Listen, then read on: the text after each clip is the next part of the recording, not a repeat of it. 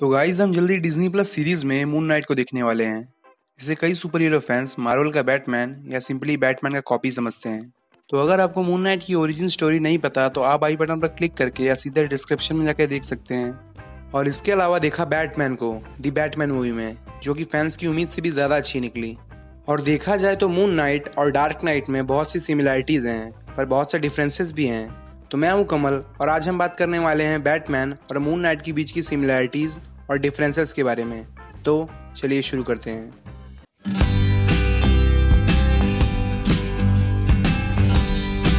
तो किसी भी कैरेक्टर को किसी दूसरे कैरेक्टर की कॉपी उन दोनों के बीच की सिमिलरिटीज को देख के कहा जाता है। तो चलिए अब बात करते हैं बैटमैन और मून नाइट के बीच की सिमिलरिटीज के बारे में। तो बैटमैन और मून नाइट के बीच की सबसे पहली सिमिलरिटी ये है कि दोनों ही बहुत अमीर हैं। दोनों ही अपनी पावरफुल कंपनीज को ओन करते हैं, जो कि उनके वेल्थ का मेन सोर्स है। तो ब्रूस वेन वेन एंटरप्राइजेस का मालिक है, जबकि मार्क स्पेक्टर स्पेक्टर कॉर्प का मालिक है, जिस रीजन की वजह से दोनों ही अपने गैजेट्स को, सूट्स को, व्हीकल्स को अफोर्ड कर पाते हैं। तो दोनों के बीच की दूसरी सिमिलरिटी ये है कि बैटमैन और मून नाइट दोनों ही विजिलेंटीज हैं। जहां बैटमैन गॉथम सिटी से बुराई मिटाने का काम करता है, वहीं मून नाइट न्यूयॉर्क सिटी में रहता है, जहां वो क्रिमिनल्स से निपटने का काम करता है। तो आगे बात करें तीसरी सिमिलरिटी की, तो बैटमैन मेनली रात को निकलता है गॉथम सिटी के विलन्स से निपटने के लिए, और वहीं मून नाइट भी रात को ही निकलता है।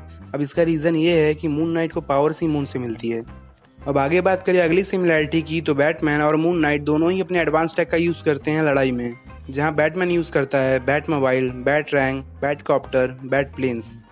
वहीं सिमिलरली मून नाइट भी क्रेसेंट डार्ट्स यानी कि मून रैंक्स, मून कॉप्टर्स और बहुत से इक्विपमेंट्स का यूज करता है, जो कि उसके आर्मर से जुड़े होते हैं। और यही मून नाइट के ट्रेलर्स में हमें मून नाइट कहीं भी एडवांस टेक का यूज करता हुआ नहीं दिख रहा है, जहां वो कॉन्शियो के दिए हुए पावर्स का और मार्क स्पेक्टर के फाइटिंग स्किल्स का यूज करता हुआ दिख रहा है। तो हो सकता है बैटमैन और उसके बीच की इस मेन सिमिलरिटी की वजह से उसे एमसीयू में ऐसा ही दिखाया जाए। अब आगे बात करें अगली सिमिलरिटी की, तो अल्फ्रेड को तो सभी जानते हैं कि ये बैटमैन का बटलर है और बैटमैन के बहुत सी इंपॉर्टेंट चीज़ों को मैनेज करता है। सिमिलरली मून नाइट के पास भी एक ऐसा कैरेक्टर है जिसे हम बटलर कैटेगरी में रख सकते हैं। इसका नाम है फ्रेंची, जो कि मून नाइट के लिए अक्सर पायलट का काम करता है। अब दोनों के बीच की अगली सिमिलरिटी ये है कि दोनों के ही वेपन्स या डिवाइसेस उनके खुद के सिंबल से इंस्पायर्ड हैं। जहां बैटमैन यूज करता है Batmobile, Batarang, Batcopter, Batplane, जो कि बैट सिंबल से इंस्पायर्ड हैं। और सेम उसी तरह मून नाइट भी क्रेसेंट डार्ट्स यानी कि मून रैंक्स और मून नाइट हेलीकॉप्टर्स का यूज करता है, जो कि मून सिंबल से इंस्पायर्ड हैं। और तो और बैटमैन और मून नाइट दोनों के ही केप ग्लाइडर का काम करते हैं। जहां बैटमैन का केप बैट जैसा दिखता है, वही मून नाइट का केप मून जैसा दिखता है। अब बात करें अगली सिमिलरिटी की, तो बैटमैन और मून नाइट दोनों ही स्पाइडरमैन के साथ टीम अप कर चुके हैं। यहाँ स्पाइडरमैन और मून नाइट का टीम अप कई बार हो चुका है, क्योंकि दोनों ही मार्वल कैरेक्टर्स हैं। पर बैटमैन और स्पाइडरमैन का टीम अप पॉसिबल सा नहीं लगता, पर यह पॉसिबल हुआ था 1995 में, जब मार्वल और डीसी ने मिलकर एक कॉमिक पब्लिश किया था जिसका नाम था स्पाइडरमैन एंड बैटमैन, जिसमें बैटमैन और स्पाइडरमैन ने टीम अप किया हुआ था। अब बात करें स्पाइडरमैन और मून नाइट की, तो दोनों ही न्यूयॉर्क सिटी में रहते हैं, जहां दोनों ने मिलकर कॉमिक्स में और टीवी सीरीज में टीम अप किया हुआ है। तो ये थी सारी सिमिलरिटीज बैटमैन और मून नाइट के बीच में। तो चलिए अब बात करते हैं कि बैटमैन और मून नाइट के बीच में क्या क्या डिफरेंसेस हैं। तो दोनों के बीच का सबसे पहला डिफरेंस है उनका सूट। तो बैटमैन ब्लैक या ग्रे कलर का सूट या आर्मर पहनता है, जबकि इसके अपोजिट मून नाइट पूरा व्हाइट सूट पहनता है।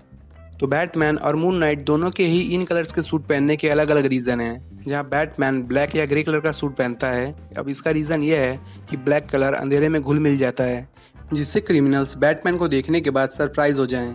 तो अब बात करें मून नाइट के सूट की, तो मून नाइट व्हाइट कलर का सूट इसलिए पहनता है क्योंकि वो चाहता है कि क्रिमिनल्स को पता चल जाए कि मून नाइट आ गया है।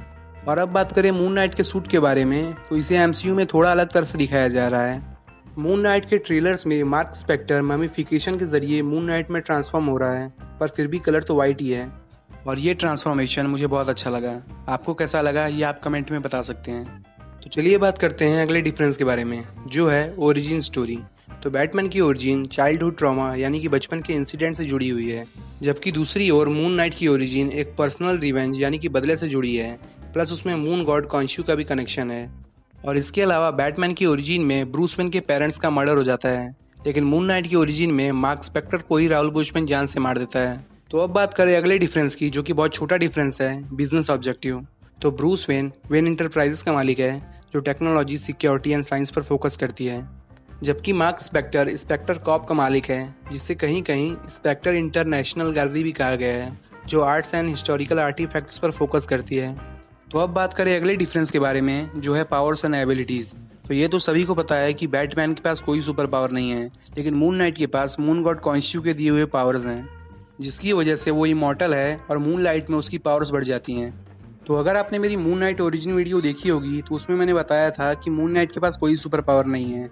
अब इसका रीज़न ये था कि मून नाइट के शुरुआती कॉमिक्स में ऐसा दिखाया गया कि मून नाइट मून गॉड कॉन्स्यू के बारे में जो भी सोचता है वो सब उसका भ्रम है, और बाद में ये क्लियर कर दिया गया कि मार्क स्पेक्टर मून गॉड कॉन्स्यू का अवतार है।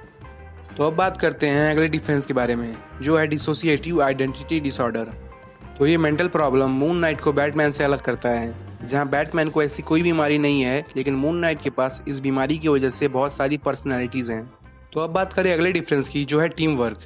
तो बैटमैन कई सुपर हीरो टीम्स का हिस्सा रह चुका है और अपनी बैट फैमिली का लीडर है, लेकिन वही मून नाइट भी कई टीम्स का हिस्सा रह चुका है जहां उसे टीम में काम करना पसंद नहीं, वो अपने हर काम को अकेले ही करना चाहता है।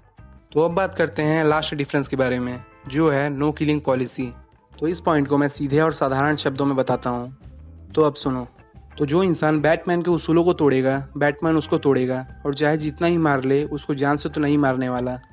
लेकिन वही मून नाइट को कोई उंगली करेगा तो मून नाइट उसको पटक के पेलेगा और तब तक रगड़ेगा जब तक उसका भूसा ना बन जाए, और किसी के जान से इसे कोई लेना देना नहीं है, क्योंकि ये भाई साहब 3-4 बार मर के जिंदा हो चुके हैं। तो आज हमने बैटमैन और मून नाइट के बीच की सभी सिमिलैरिटीज और डिफरेंसेस को कवर किया है, जिससे आपको बैटमैन और मून नाइट की पर्सनैलिटी समझ में आ गई होगी।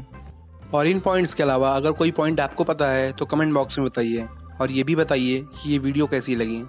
तो इस वीडियो में बस इतना ही। अगर ये वीडियो आपको पसंद आई हो तो इसे लाइक कर दीजिए, शेयर कर दीजिए, और इसी तरह के सुपर कंटेंट के लिए इस चैनल को सब्सक्राइब भी कर दीजिए।